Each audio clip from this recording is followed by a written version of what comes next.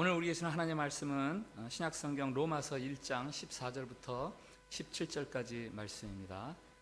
제가 가진 성경 신약성경 239페이지 로마서 1장 14절부터 17절까지 말씀입니다. 말씀 봉독할 때에 살아계신 우리 하나님의 음성으로 들으시기 바랍니다. 헬라인이나 야만인이나 지혜 있는 자나 어리석은 자에게 다 내가 빚진 자라. 그러므로 나는 할 수 있는 대로 로마에 있는 너희에게도 복음 전하기를 원하노라. 내가 복음을 부끄러워하지 아니하노니 이 복음은 모든 믿는 자에게 구원을 주시는 하나님의 능력이 됨이라. 먼저는 유대인에게요 그리고 헬라인에게로다. 복음에는 하나님의 의가 나타나서 믿음으로 믿음에 이르게 하나니 기록된 바 오직 의인은 믿음으로 말미암아 살리라 함과 같으니라. 아멘. 샬롬. 샬롬. 예, 우리 한 번 더 주변 사람들 축복합니다. 하나님이 우리를 사랑하십니다.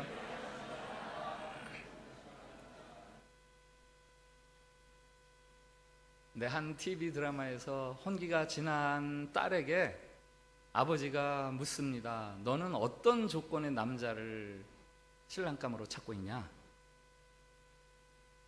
몇 가지 조건을 이야기합니다마는 그 중에 하나 이런 게 있습니다. 내 남편감이 나를 자기 식구들에게 소개할 때 이 사람이 내 아내 될 사람입니다 하고 자랑스럽게 소개해 줄 수 있는 남자. 그렇습니다. 적어도 결혼을 할 사이라면 다른 사람에게 약혼자를 자랑스럽게 소개할 수 있어야죠. 단둘이 있을 때는 당신이 너무 멋져, 너무 자랑스러워, 최고야. 그러다가 다른 사람 만나면 그냥 아는 사람이야 이렇게 소개한다면 결혼하지 마세요.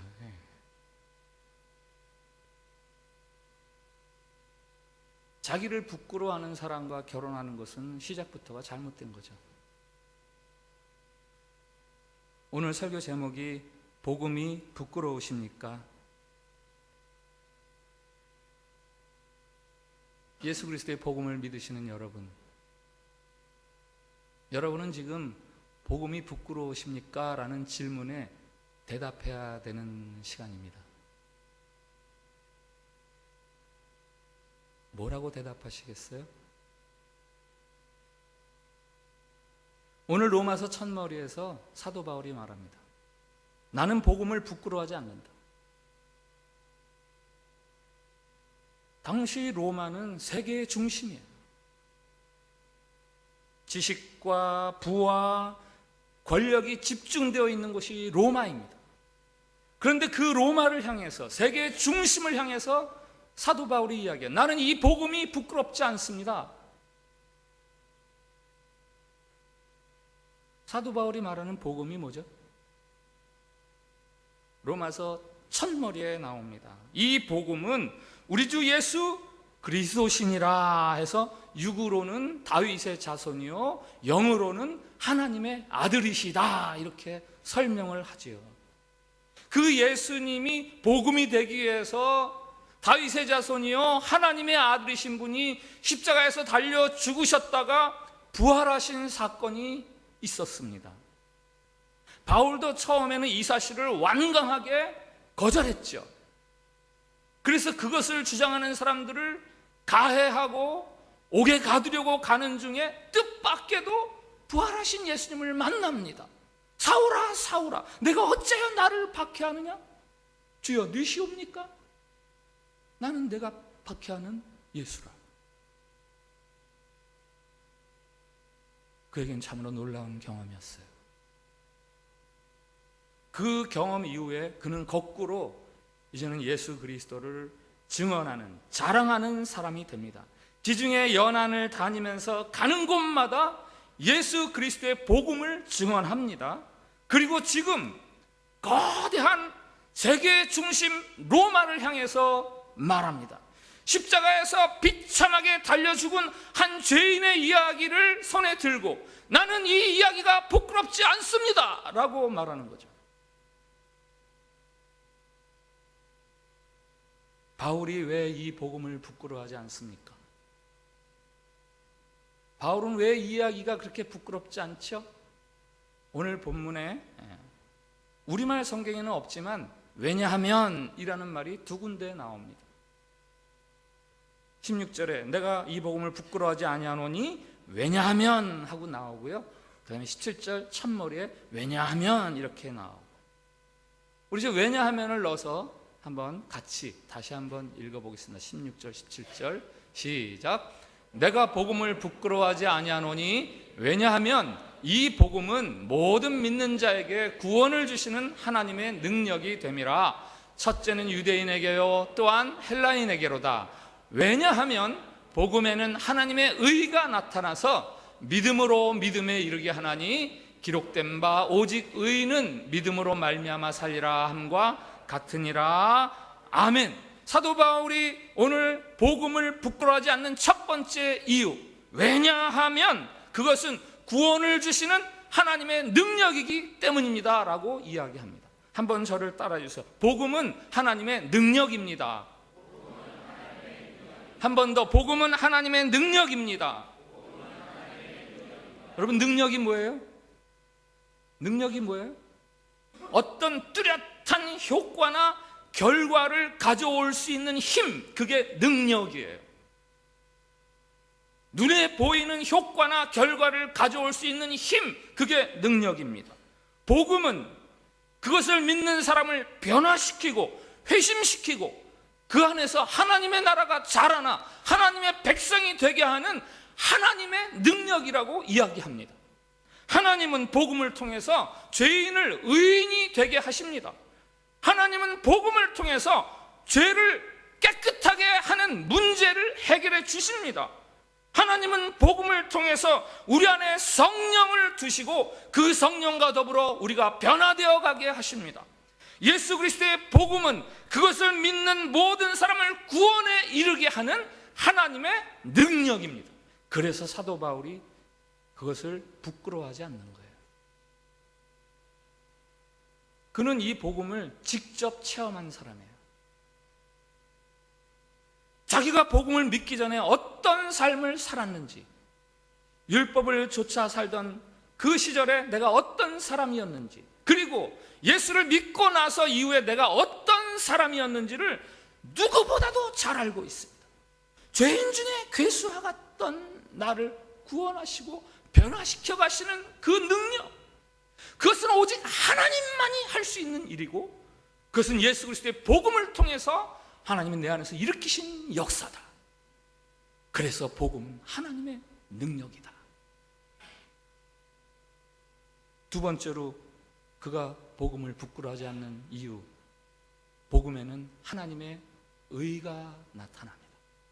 한번 따라해 주세요. 복음은 하나님의 의를 나타냅니다.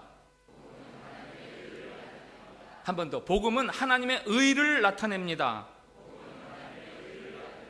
네, 여기서 의라는 말은 무슨 법이나 규칙을 잘 지키는 그런 의, justice, 영어로 말하면 justice가 아니라 영어로 righteousness예요. 이것은, 이 단어는 항상 둘 사이의 관계성을 전제로 이야기합니다.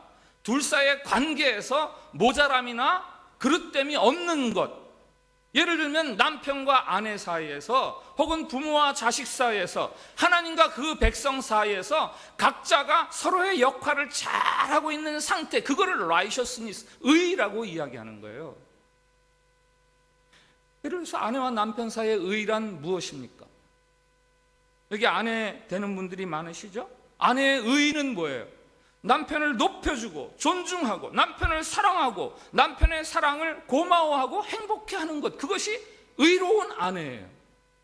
남편 되시는 여러분, 남편의 의는 무엇입니까? 아내를 사랑하고 아내와의 삶을 참 감사하고 그리고 아내만을 유일한 여자로 알고 살아가는 것, 그것이 의로운 남편이에요.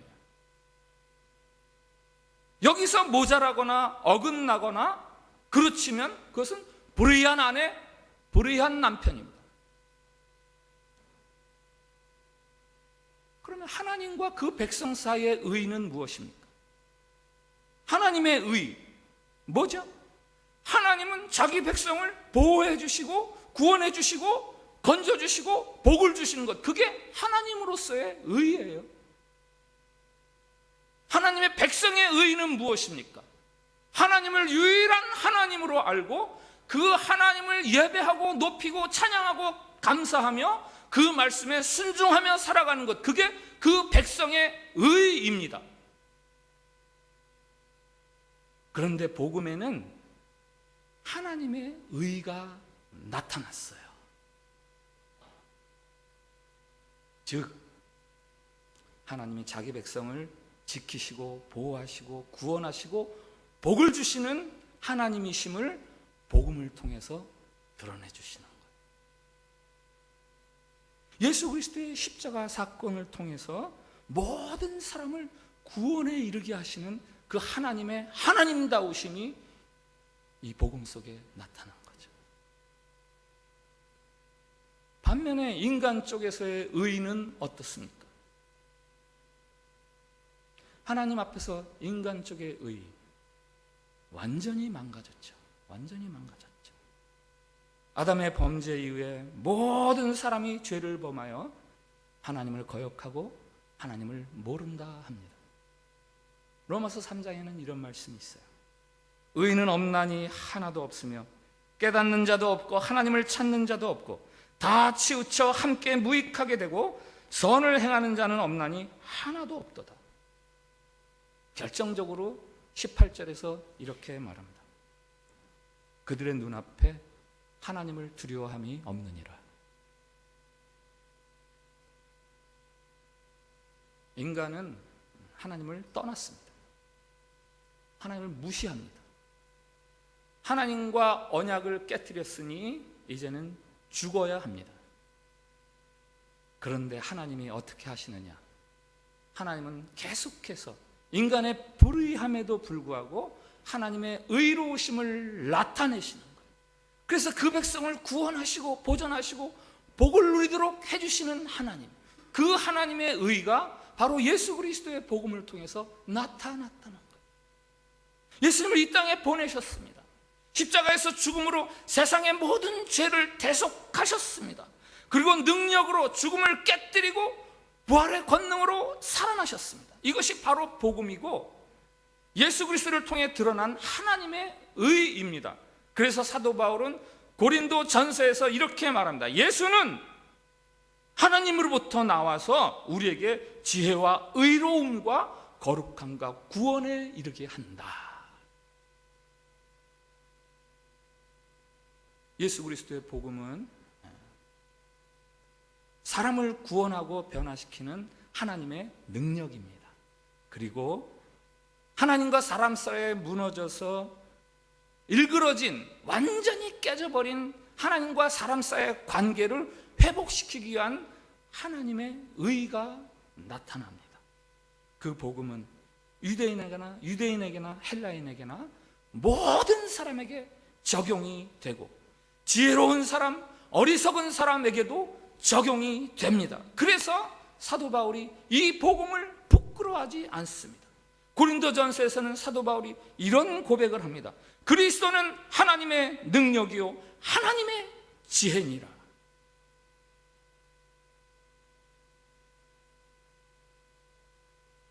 사도 바울과 우리는 같은 복음을 믿는 사람들이죠. 바울이 믿는 복음과 우리가 믿는 복음이 다르지 않습니다. 복음을 통한 하나님의 능력과 하나님의 의의 혜택을 사도 바울이나 우리나 동일하게 믿고 있습니다. 그런데 바울과 우리가 다른 점이 있죠.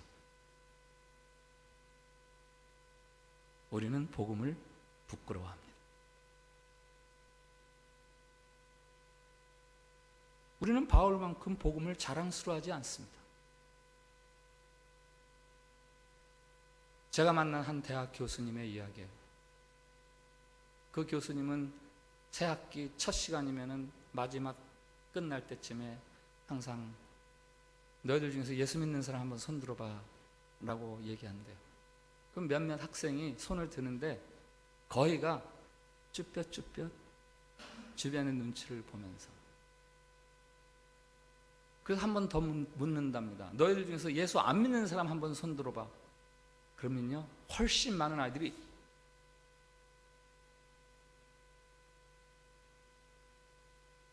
교수님 나 그런 거 안 믿습니다 하는 아주 도발적인 자세로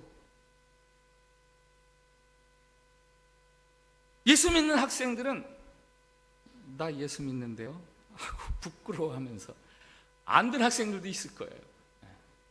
아예 더 부끄러워서 표시를 안 한 학생들도 있을 거고, 믿지 않는 아이들은 날 보란 듯이 당당하게 나 그따위 안 믿습니다. 거꾸로 되었죠. 이유가 뭐예요? 복음에 왜 부끄러움을 당합니까? 복음을 믿는 사람들이 복음의 가치를 모르기 때문에. 사도 바울은 말합니다. 내가 복음을 부끄러워하지 아니하노니 왜냐하면 이 복음은 모든 믿는 자에게 구원을 주시는 하나님의 능력이 됨이라. 복음은 나에게만 매력이 있는 이야기가 아니에요. 나만 구원할 수 있는 이야기가 아니에요. 모든 사람에게 매력 있고 모든 사람을 구원할 수 있는 능력이 바로 복음입니다. 나는 구원해도 저 사람은 구원 못해, 이런 복음이 아니에요. 우리에게는 저 사람이 복음을 알기만 하면 복음을 사랑하게 될 거야 라는 확신이 없습니다. 그래서 전도를 해도 구걸하듯 전도합니다. 무슨 새로운 지식이나 따끈따끈한 뉴스, 신상품 이런 거 이야기할 때는 막 목소리 톤이 올라가고 침이 튀고 이야기하다가 복음을 이야기하려고 하면 목소리가 갑자기 쑥 들어갑니다. 괜히 나만 우스운 사람 되지. 저 사람이 복음을 믿을 리가 없다라는 그 불가능을 믿습니다.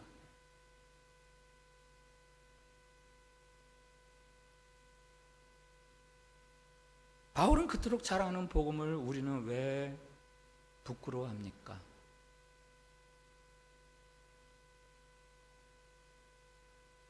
복음의 빚진 자의 심정을 가지고 있지 않아서 그래요.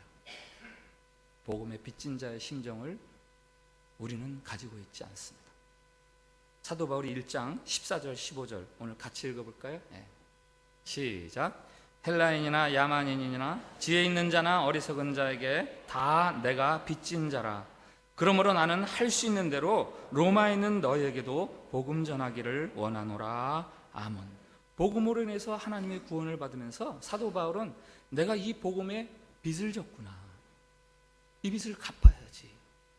그래서 누구에게라도 이 복음을 전하려는 거예요.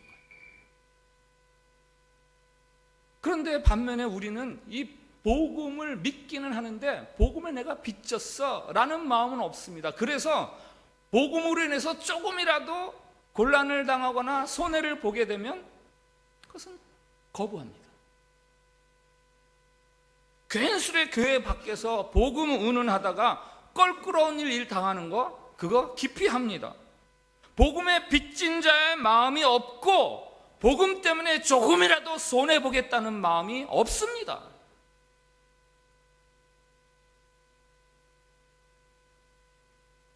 우리가 왜 또 복음을 부끄러워하는가? 우리는 복음에 합당하게 살려고 힘쓰지 않아요. 사도 바울이 이런 고백을 하죠. 디모데후서 4장. 나는 선한 싸움을 싸우고 나의 달려갈 길을 마치고 믿음을 지켰으니 이제후로는 나를 위하여 의의 면류관이 예비되었으므로 주 곧 의로우신 재판장이 그날에 내게 주실 것이니. 사도 바울은 복음을 믿으면서 복음 앞에서 자신이 부끄러움이 없도록 최선을 다해서 살아갔습니다. 그런데 우리는 복음을 믿으면서 복음에 합당하게 최선을 다해서 살지를 않습니다. 여러분, 내가 신앙인답게 살지 못했을 때 그 사실을 가장 먼저 아는 사람이 누구예요? 나예요, 나. 그래서 내 입으로 복음 운운하는 게 괜히 부담스럽고 나 때문에 괜히 복음이 흠잡힐 것 같아요. 직장에서, 이웃 사이에서 기독교인이라는 사실을 숨기고 지내다가 그게 이제 이렇게 드러나면 왜 교회 다니면서 왜 그런 걸 말 안 했어? 그러면 이렇게 이야기하죠. 나 같은 놈 때문에 괜히 교회가 욕먹을까 봐요. 뭐 얼핏 생각하면 기독교를 굉장히 아끼는 그런 순수한 마음 같아 보이지만 사실은 이렇게 말하는 사람은 대부분 교인으로서, 신자로서 신자답게 생활하려고 노력하지 않는 사람들이에요. 그저 부끄러워하기만 합니다. 복음은 내가 완전해서 자랑할 수 있는 게 아니에요. 복음은 그 자체가 자랑할 만한 것이죠. 누가 완전해서 복음을 증거할 수 있어요? 누가 완전해서 복음을 자랑할 수 있어요? 복음 그 자체로 복음은 자랑할 수 있는 거예요.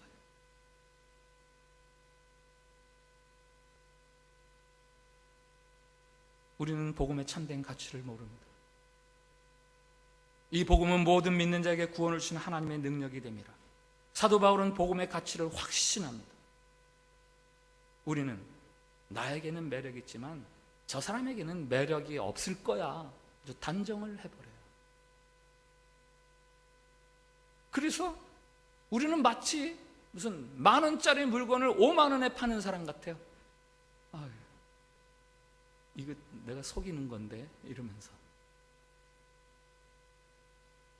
어떤 사람들은 막 1,000원짜리 팔면서도 온통 지하철 안을 시끄럽게 떠들면서 이거 1,000원짜리 사라고, 이거 10,000원짜리 가치가 있다고 그러는 사람들도 있는데, 우리는 마치 10,000원짜리를 50,000원에 파는 사람처럼 그렇게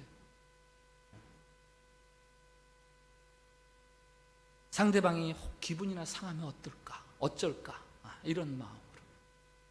이 복음의 가치를 몰라서 그래요. 세상은 죄로 인해서 저주를 받았습니다.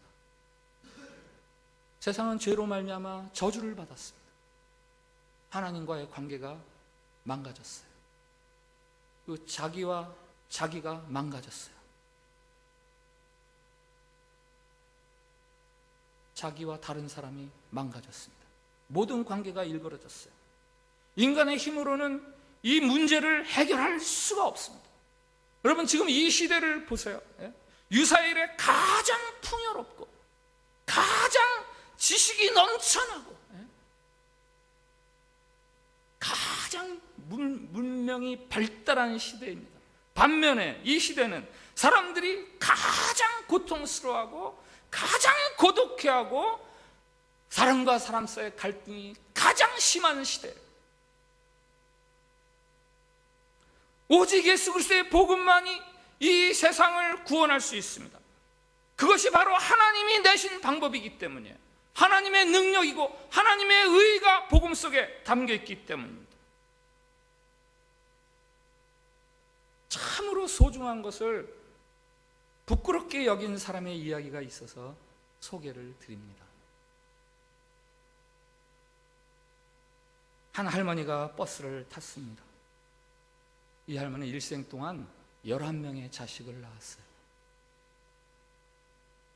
그 뼈와 살이 진이 다하도록 그렇게 자식들을 낳았고, 그 중에서 살아남은 7명, 그 7명을 키우느라고 정말 일평생 고생하다 보니까 말년에는 치매라는 병을 얻었어요. 가족들의 눈길이 조금만 소홀하면 어떻게 해서든지 집을 빠져나가서 거리를 배회합니다. 특별히 버스 타는 것을 좋아해서 버스에 올라타서 종점과 종점을 하루 종일 오고 가고, 밤늦게 집에 들어오거나 그것도 깜빡하면 밤새 어디를 배회하다가 다음날 아침에나 들어오고, 가족들의 늘 짐이죠, 짐. 그날도 이 할머니는 가족들을 몰래 빠져나와서 이 버스에 올라탄 거죠. 치매에 걸리는 할머니가 버스비를 낼 리가 없습니다. 그 당시에는 뭐 경로 우대 무임승차 이런 게 없던 시절이니까.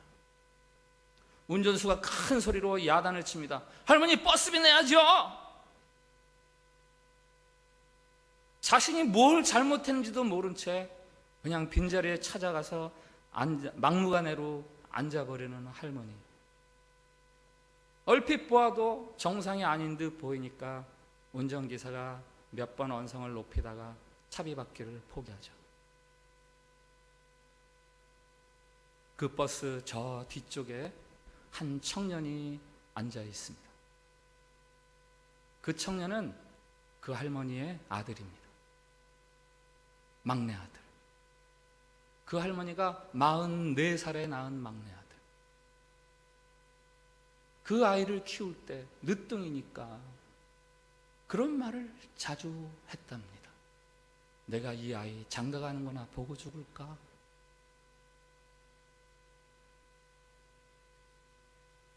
그 아들은 대학교 1학년 20살. 한참 세상살이가 재밌고 할 일이 많은, 일정이 바쁜 때 버스를 타고 가다가 자기가 탄 버스 앞에서 운전기사와 자기 엄마와 벌어진 사건을 고스란히 보면서 가슴이 막 뛰기 시작합니다. 아, 엄마를 아는 척 할까 말까. 이미 운전수 한바탕 하고 났으니까 버스 안에 있는 사람들 다 그 할머니 주시하고 있어요. 엄마! 하고 나서기가 너무 창피하고 너무 쑥스럽습니다. 또 엄마를 아는 척하면은 엄마를 모시고 집으로 데리고 가야 되니까 자기 일정 다 망가지는 거예요. 그거 어떡할까 망설이는 사이에 어느덧 자기가 내려야 되는 목적지가 오니까 혹이라도 엄마가 자기를 알아차릴까 봐 몰래 버스에서 내립니다.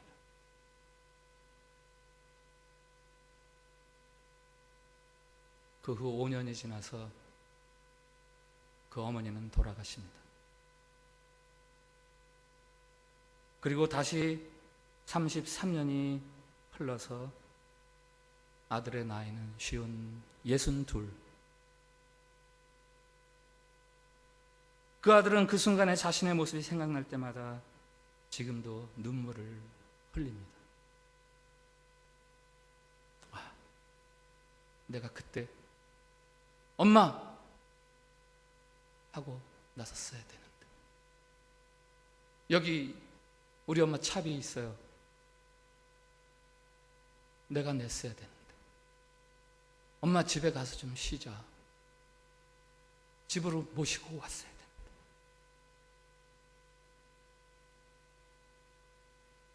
그 청년은 바로 여기 서 있는 저입니다.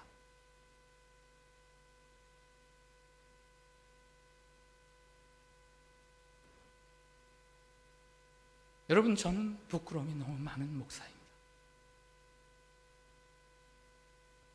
저를 낳아주시고 길러주시고 온갖 정성과 사랑을 쏟느라고 자신의 생명을 꺼뜨려가는 그 생명의 마지막 한 줄기 가닥을 잡고 치매와 고생하고 계신 어머니, 그 어머니를 다른 사람들 앞에서 엄마라고 부르기를 머뭇거리고 도망쳤던 부족한 자입니다. 어제가 10월 5일, 저희 어머니가 37년 전 10월 5일 날 돌아가셨어요. 아내와 아이들과 추모 예배를 드렸습니다. 이런 이야기를 나누었습니다. 돌아가신 나의 어머니는 사랑이 참 많으셨다. 우리도 그 사랑을 비록 직접 보지는 못했지만 우리 가문의 대표적인 브랜드로 만들자. 우리가 서로 사랑하며 살자. 어머니의 사랑을 알면서도 어머니를 엄마라고 불러야 하는 쑥스럽고 창피스러운 자리를 도망쳤던 아들의 37년 후의 고백입니다.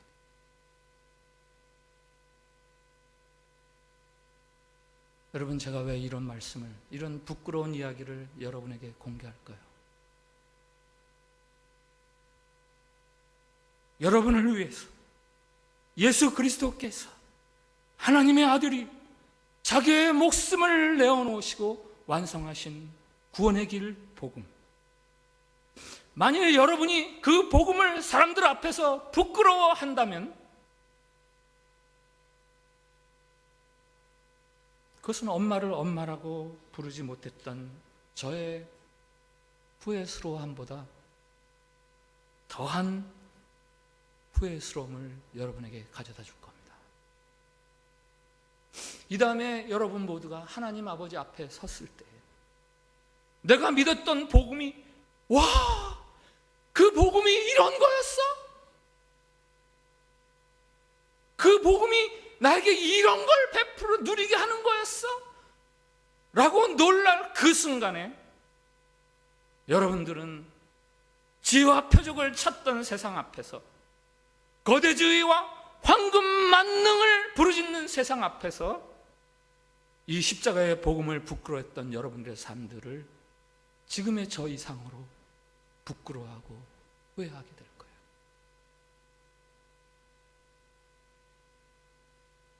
우리 주님이 이런 말씀을 하셨어요. 누구든지 나와 내 말을 부끄러워하면 인자도 자기와 아버지와 거룩한 천사들의 영광으로 올 때에 그 사람을 부끄러워하리라. 너희가 나를 부끄러워하면 나도 너희 부끄러워하리라. 나는 이 복음을 부끄러워하지 아니하노라. 세계의 심장 로마에 사는 사람들을 향해서 담대하게 복음에 대한 자랑을 하는 사도 바울의 음성을 들으시고 이 시대 앞에서 여러분들도 부끄러움 당하지 아니하는 사람으로 살아갈 수 있기를 바랍니다.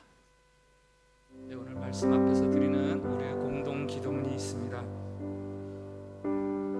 주님 예수 그리스도의 복음으로 우리를 구원하시는 하나님의 사랑을 찬양합니다. 주님, 이 복음이 세상을 구원하는 하나님의 능력임을 깨달아 알게 하옵소서. 주님, 이 복음을 부끄러워하지 않게 하옵소서. 자랑스럽게 말하는 증인 되게 하옵소서. 우리 저 기도를 같이 드립시다. 시작. 주님, 예수 그리스도의 복음으로 우리를 구원하시는 하나님의 사랑을 찬양합니다. 주님, 복음이 이 세상을 구원하는 하나님의 능력임을 깨달아 알게 하옵소서. 주님, 이 복음을 부끄러워하지 않게 하옵소서. 자랑스럽게 말하는 증인 되게 하옵소서. 아멘. 여러분 각자의 기도를 자유롭게 드리겠습니다. 기도하겠습니다.